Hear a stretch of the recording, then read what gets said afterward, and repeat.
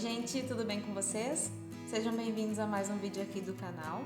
Como vocês podem ver no título, hoje é um vídeo diferente. Hoje não é um vídeo de receita, não é um vídeo de rotinas, mas é um vídeo especial demais para mim. É um vídeo que eu queria muito trazer aqui, deixar guardadinho aqui no canal. Como eu expliquei lá no meu primeiro vídeo, a intenção desse canal é criar um álbum de memórias, um álbum de recordações, e com certeza a apresentação do meu TCC não ia ficar de fora desse álbum. Eu apresentei o meu TCC no último dia 7 de julho e por conta da pandemia, do isolamento social, as apresentações todas foram de forma online, né? E na verdade esse vídeo que vocês vão assistir agora não é o vídeo da apresentação oficial, não é o vídeo que foi gravado no momento da apresentação. É um vídeo que eu gravei como um backup, né? A minha orientadora pediu que eu gravasse esse vídeo e deixasse como um backup caso acontecesse algum imprevisto, como, por exemplo, faltar internet ou faltar energia, algum imprevisto que pudesse acontecer no dia e no horário que eu tinha que apresentar. Então eu gravei a apresentação, mandei para ela e aí ela estaria online naquele momento. Se por acaso eu não conseguisse conexão, alguma coisa acontecesse, ela exibiria esse vídeo, né, para valer como a minha apresentação. No momento eu queria muito ter gravado a apresentação oficial, mas como não era eu a dona da sala de reuniões virtual, eu não pude gravar, não tinha como gravar, e os professores acabaram não gravando. Eu tive feedbacks muito legais, eu queria muito ter guardado por causa disso, por causa dos feedbacks, foram bem bacanas, os professores foram muito gentis comigo, tiveram considerações muito boas, muitas contribuições boas sobre a minha pesquisa. E, enfim, eu quero só ficar à disposição se por acaso tu vai apresentar o teu TCC nos próximos dias, nos próximos meses, já tá sabendo que vai ser de forma online, quiser saber como é que eu me preparei para esse dia e como eu gravei a apresentação, se quiser saber essas coisas, entre em contato comigo, deixa um comentário que a gente vai se falando, eu vou ter um maior prazer em te ajudar.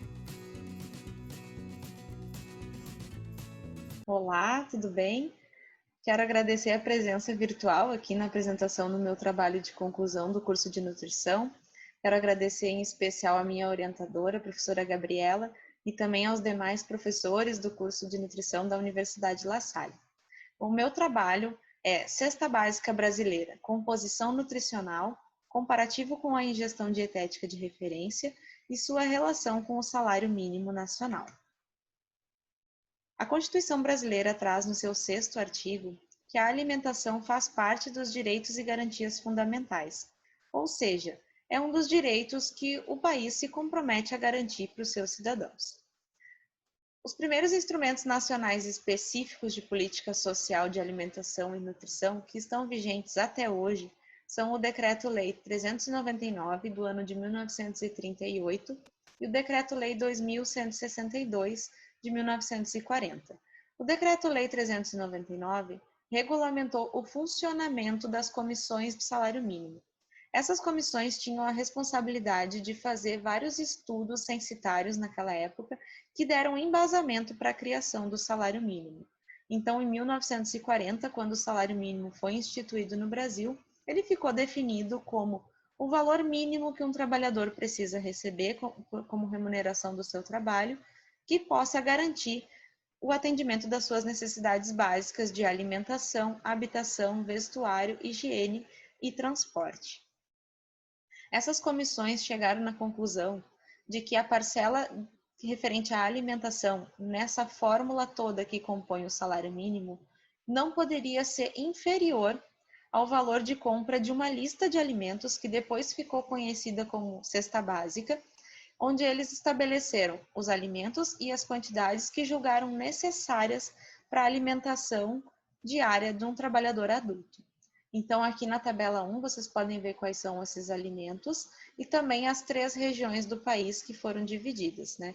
O foco do meu trabalho foi na região 3, que é a região onde pertence o Rio Grande do Sul, e nessa tabela todas as quantidades estão em per capita mensais. Os objetivos do estudo foram analisar os valores nutricionais desses itens e das quantidades estabelecidas para a região 3, verificar os preços dos itens da cesta básica da região 3 na cidade de Canoas e avaliar o impacto da cesta básica no orçamento de quem recebe um salário mínimo também em Canoas. A metodologia que eu utilizei para atingir os objetivos foram as consultas em tabelas de composição centesimal de alimentos, como a TACO, a tabela IBGE e a Tucunduva, e também as Dietary Reference Intakes, as DRIs. Também fiz uma pesquisa de preços em 3 estabelecimentos de Canoas, presentes na categoria supermercado, na pesquisa Top of Mind da revista Amanhã, realizada em 2019.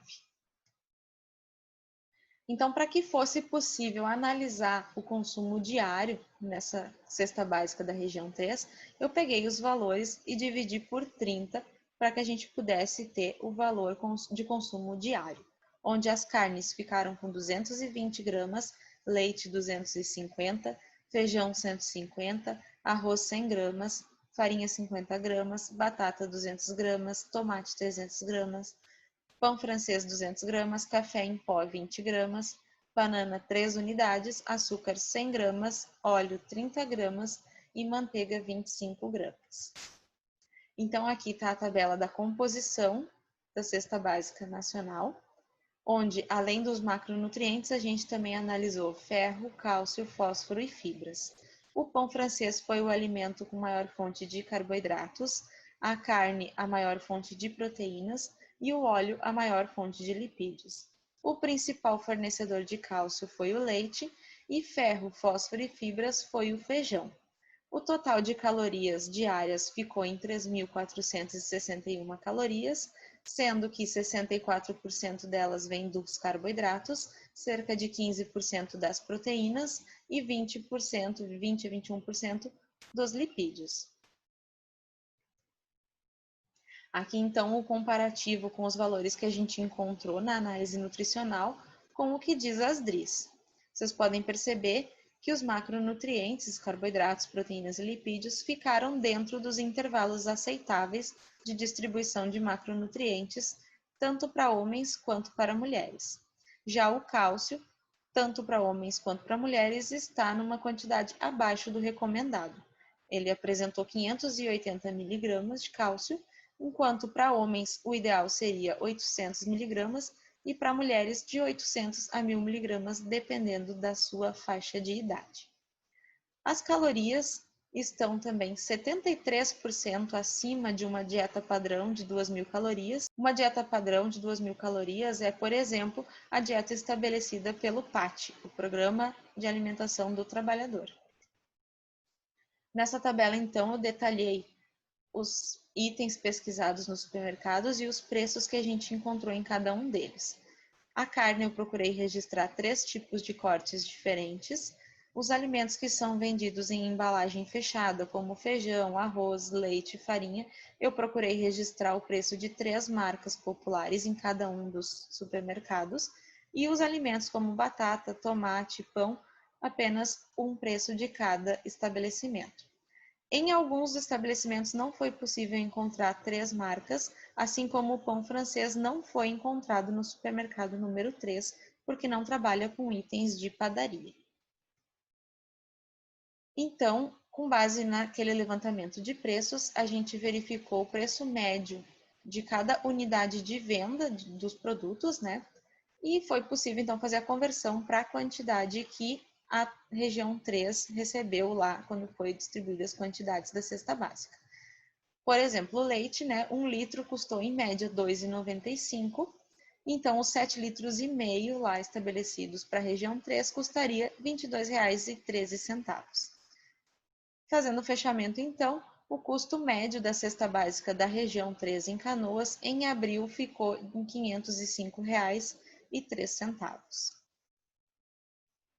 Então, podemos verificar que a cesta básica em R$ 505,03 corresponde a 48,33% de um salário mínimo, que atualmente é de R$ 1.045. Porém, a gente não pode esquecer que sobre o salário mínimo ou sobre qualquer salário existe a incidência da contribuição previdenciária obrigatória. Nesse caso, são 7,5%. Então, o que de fato vai para a conta do trabalhador, para o bolso do trabalhador, são R$ 966,63. Então, o custo da cesta básica em abril corresponde a mais de 52% do valor do salário do trabalhador. E o que a gente pode, então, refletir sobre isso? Quando alguém emprega mais do que a metade da sua renda para a compra de alimentos, qualquer variação de preço pode influenciar nas suas escolhas de compra. Se um item alimentar ou vários itens sobem muito de preço e a tua renda não acompanha esse aumento, é bem provável que a quantidade ou a qualidade desses alimentos vai diminuir, gerando muita insegurança alimentar.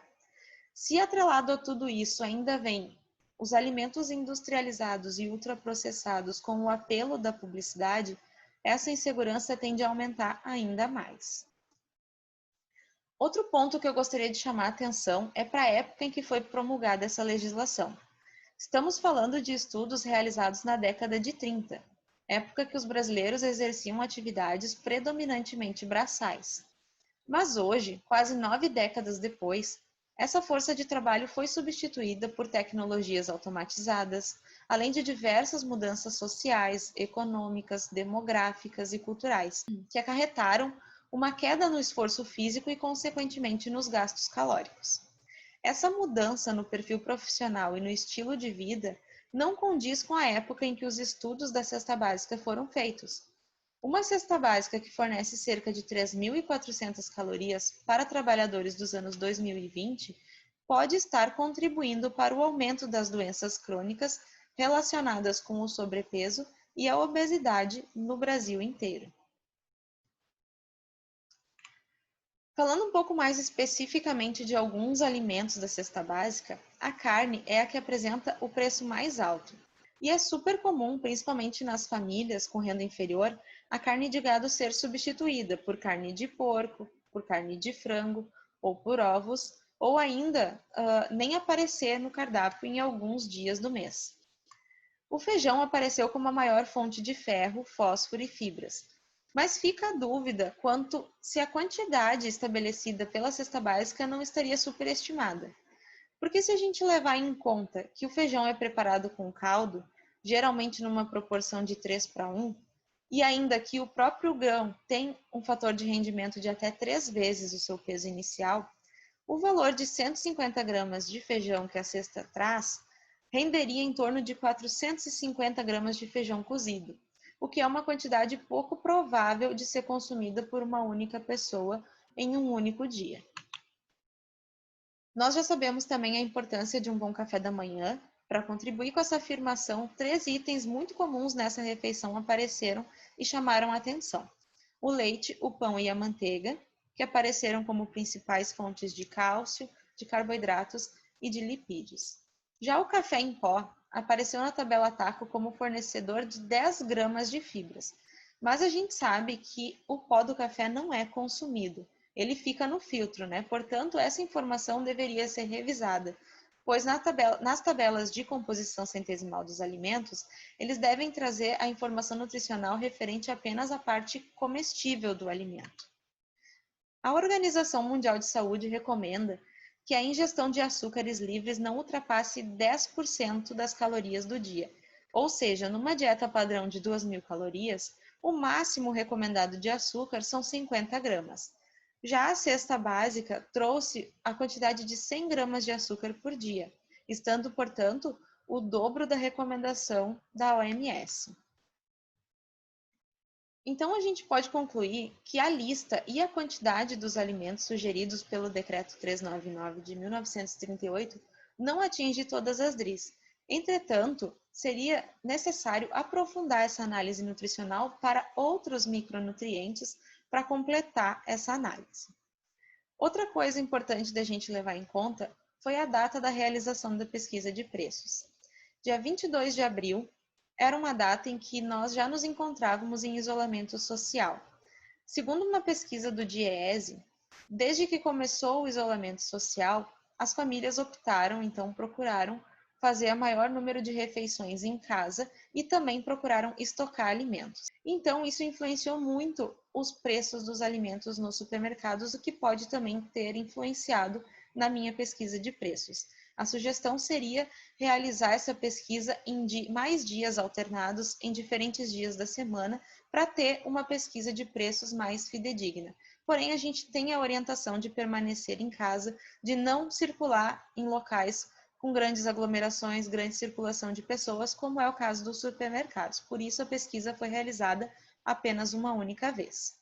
E outro ponto, então, que a gente deve considerar é que essa legislação precisa de uma atualização, né? Como a gente já viu, houve muita mudança no perfil profissional e que uma legislação que foi produzida através de estudos realizados há quase 9 décadas atrás, necessita sim passar por uma atualização, uma revisão. Eu encerro por aqui então, deixando uma frase da Santa Madre Teresa de Calcutá. Deixo também aqui meu contato, o contato da professora Gabriela. Então fico à disposição, se alguém tiver alguma dúvida, se alguém quiser esclarecer algum ponto sobre o meu estudo, se alguém quiser ter acesso ao artigo, a parte escrita, também pode entrar em contato comigo. Fico à disposição. Muito obrigada, um abraço.